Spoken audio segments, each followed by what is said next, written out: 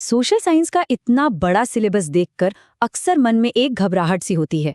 पर क्या ये पता है कि इसमें 5 नंबर ऐसे छिपे हैं जो सीधे सीधे अपनी मुट्ठी में आ सकते हैं? तो आज हम उसी खजाने का नक्शा खोलने वाले हैं और ये जानेंगे कि कैसे मैप के सवालों में पूरे 5 अंक पक्के किए जा सकते हैं। जी हाँ, पूरे 5 नंबर। ये कोई मुश्किल काम नहीं बल्कि एक बहुत बड़ा मौका है। जरा सोचिए, थोड़ी सी स्मार्ट तैयारी से ये 5 नंबर सीधे मार्कशीट में जुड़कर ओवरऑल परसेंटेज को कितना ऊपर ले जा सकते हैं। ये नंबर बस थोड़ी सी सही मेहनत की दूरी पर हैं।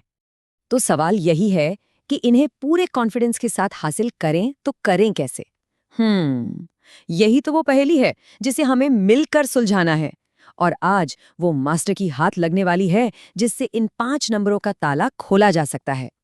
चलिए इस पूरी रणनीति को परत दर परत समझते हैं। तो सबसे पहला कदम है ये समझना कि आखिर ये 5 नंबर आते कहाँ से हैं। देखिए, जब हम इसे टुकड़ों में तोड़कर देखते हैं तो ये काम बहुत आसान लगने लगता है। ये 5 अंक असल में 2 हिस्सों में बटे हुए हैं। यहाँ का हिसाब किताब बिल्कुल सीधा है। 2 नंबर हिस्ट्री से और 3 नंबर ज्योग्राफी से, मतलब कुल हो गए 5। इससे ये एकदम साफ हो जाता है कि फोकस कहाँ रखना है। ज्योग्राफी पर थोड़ा सा ज्यादा, क्योंकि ज्यादातर नंबर वहीं से आने वाले हैं। तो चलिए मैप वर्क की पहले हिस्से यानी इतिहास की बात करते हैं। सबसे अच्छी खबर ये है कि इतिहास के पूरे 2 नंबर सिर्फ एक ही चैप्टर से आते हैं, भारत में राष्ट्रवाद। मतलब हमारा फोकस एकदम लेजर शार्प होना चाहिए। और इस एक चैप्टर में भी सवाल सिर्फ 2 खास कैटेगरी से आते हैं। पहली, इंडियन नेशनल कांग्रेस के सेशंस और दूसरी, नेशनल मूवमेंट के सबसे जरूरी सेंटर्स।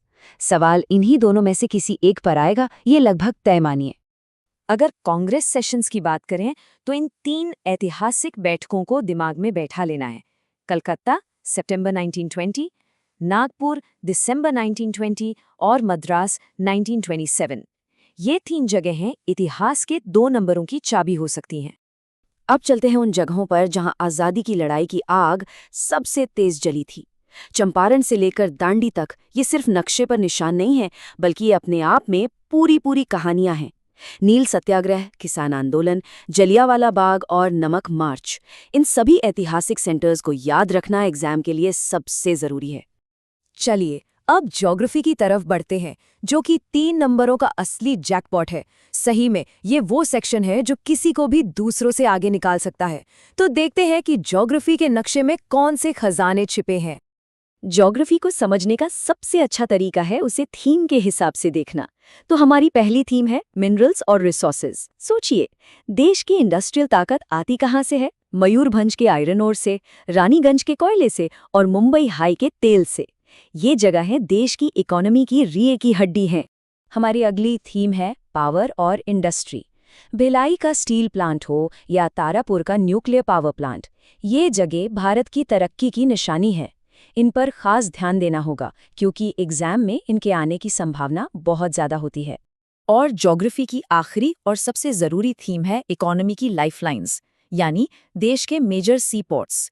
कांडला से लेकर हल्दिया तक वेस्टर्न और ईस्टर्न कोस्ट पर मौजूद ये सभी पोर्ट्स मैप वर्क के लिए बहुत जरूरी हैं। तो अब ये तो पता चल गया कि क्या पढ़ना है, लेकिन असली जादू तो इस जानकारी को नंबरों में बदलने का है। तो चलिए अब उस गेम चेंजिंग रणनीति पर बात करते हैं जो जीत पक्की कर देगी। ये है महारत हासिल करने के 3 आसान से कदम। पहला, भारत के खाली आउटलाइन मैप पर रोज प्रैक्टिस करनी है। दूसरा, जगहों को रीजन के हिसाब से ग्रुप्स में बांट लेना है, जैसे वेस्टर्न, ईस्टर्न, सदर्न। और तीसरा, हर लोकेशन को उसके राज्य के साथ जोड़कर पक्का कर लेना है। ये स्लाइड दिखाती है कि रीजनल ग्रुपिंग कितनी असरदार है। देखिए कैसे वेस्टर्न जोन की सारी जगह एक साथ है और ईस्टर्न जोन की सारी जगह एक साथ। इस तरीके से पढ़ने से कंफ्यूजन कम होता है और याद रखना भी बेहद आसान हो जाता है। तो सबसे जरूरी बात सिर्फ रटना नहीं है, असली लक्ष्य है अपने दिमाग में ही भारत का एक मेंटल मैप तैयार कर लेना, जहां हर जरूरी जगह अपनी सही लोकेशन पर एकदम सेट हो। यही तो असली समझ है। तो अब जब पूरा ब्लूप्रिंट एकदम साफ है, सवाल बस एक है, सबसे पहले किस रीजन पर महारत हासिल करनी है? पश्चिम, पूरब या फिर दक्षिण? अब फैसला लेने और तैयारी शुरू करने का वक्त है।